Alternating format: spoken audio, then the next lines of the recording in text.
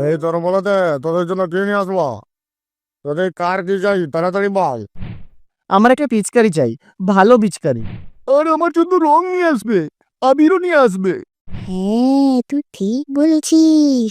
আর বাবা, রংটা যেন এমন হয় যাকে মাখাবো সে যেন সাবান দিয়ে ধুলেও না ওঠে। পিচকারি রেডি। রং জলে মেশানো, হয়ে গেছে। বেলুনে রং ভরা।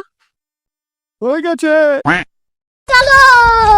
এইখানে লুকিয়ে থাক, রাস্তা দিয়ে লোক গেলেই তাদের গায়ে রং চড়ে দেবো। হ্যাঁ হ্যাঁ, ঠিক বলেছিস।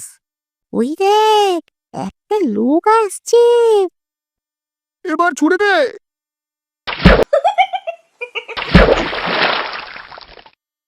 এই কে রে? কে আমাকে রং দিল? পুরো ভিজিয়ে দিল অসভ্য ছেলে কথাকার। ফাজলামি করছে। A few moments later. ওই দেখ, লুকিয়ে পড়, আরেকটা বুড়ি আসছে। এবার বেলুনটা ছুড়ে দে।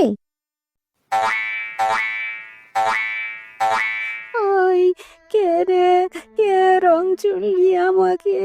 তোরা জানিস না আমার কি সর্বনাশ করে দিলি। আমার আর পরার মতো পোশাক নেই, আমি খুব গরিব।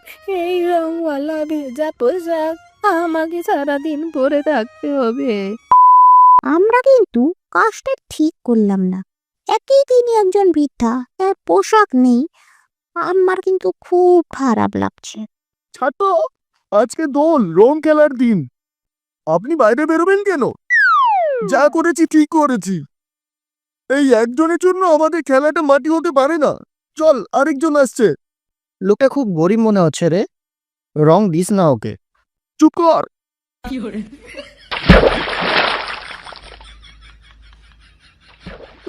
ছেলেগুলো আমাকে পুরো ভিজিয়ে দিল। আমি কত কষ্ট করে স্নান টান করে এসছিলাম। ফালতু ছেলেগুলো কোথায় লুকিয়ে আছিস? একবার যদি ধরতে পারতাম না, মেরে ঠান্ডা করে দিতাম। ওই সন্তরা, আমি কিন্তু আর খেলবো না। আর তোরাও খেলিস না। দেখ, আমাদের আনন্দ অন্যদের দুঃখের কারণ হচ্ছে। তাই নিজেদের মধ্যে রং খেল, লোকেদের কষ্ট দিস না। ঠিক আছে, আর খেলছি না, কিন্তু তোদের তো রং মাখাতে পারবো। এই নে। এই যা, পুরো রংটাই আমাদের উপর ঢেলে দিলি। বুরা না মানো, হোলি হ্যাঁ।